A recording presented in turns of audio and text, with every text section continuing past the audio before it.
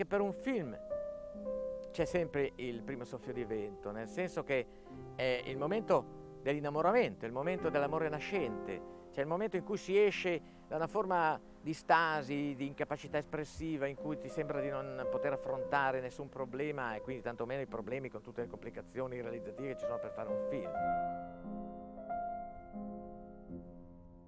Quasi sempre questo primo soffio di vento nasce da un'immagine, una visione semplicissima magari di un cielo che sta trascolorando, oppure di un fiume che sta scorrendo, generando dei suoni diversi a seconda appunto della velocità con cui scorre. E così anche il finire delle fronde, delle foglie di un albero, in trasparenza di controluce oppure illuminate di taglio, e anch'esse muoversi in modo molto lieve o in modo agitato, appunto a seconda delle correnti e del vento che si viene a generare in quel momento.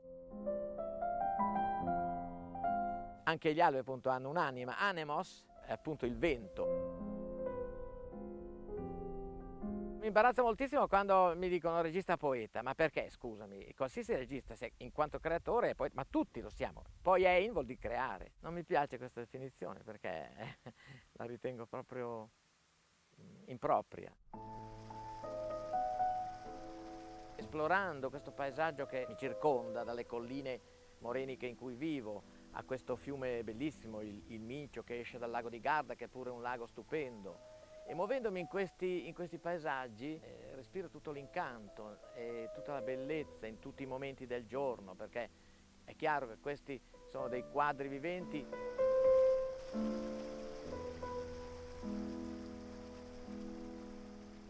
Proprio qua abbiamo girato una sequenza appunto del film Al primo soffio di vento, la sequenza in cui c'è la ragazzina che è scappata da questo isolamento domestico nel pomeriggio estivo ed è corsa al fiume ad osservare appunto gli animali del fiume, ma proprio lì a un certo punto scopre un animale per lei assolutamente sorprendente. Quale animale scopre? Scopre un giovanissimo nuotatore.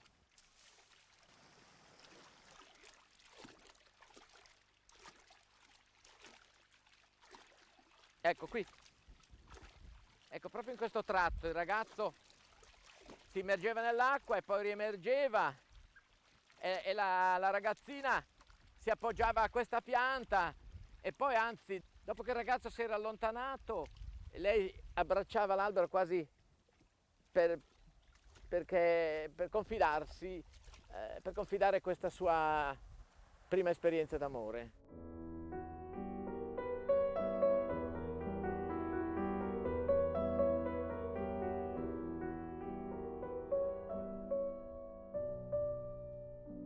Anche per gli interni mi sono avvalso appunto degli interni di casa mia, delle stanze di casa, di cui conosco quindi anche troppo bene le luci e tutti i riflessi diretti e indiretti del sole.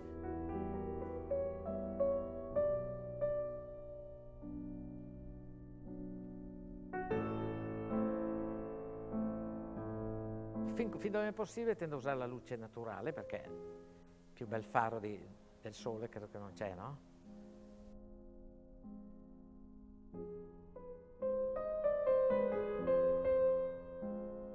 Questo è il set di apertura del film, qui ti ricordi, no?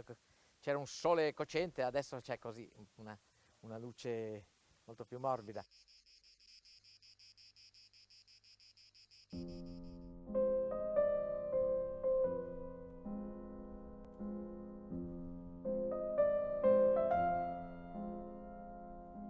È un'antica amicizia che mi lega con Mariella Fabris e si è prestata appunto molto amichevolmente, molto simpaticamente, direi abbandonando ogni impostazione teatrale per esprimere questo stato d'animo di solitudine e di abbandono.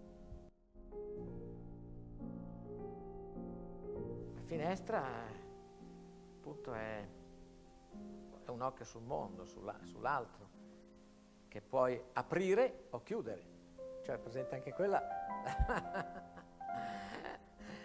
la sua intima contraddizione, no?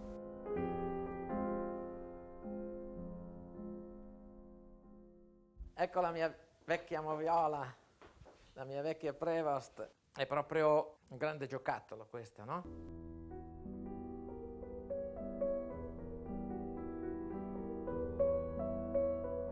Il mio set è molto particolare, è un set familiare praticamente, anzi è un set matrimoniale vorrei dire.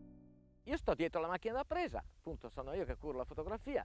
Poi Neri naturalmente mi segue sempre con grande attenzione, non soltanto per darmi l'obiettivo che le chiedo, ma anche per darmi dei consigli. E poi appunto per il resto la troupe è tutta qua, è fatta di noi due, proprio un set matrimoniale.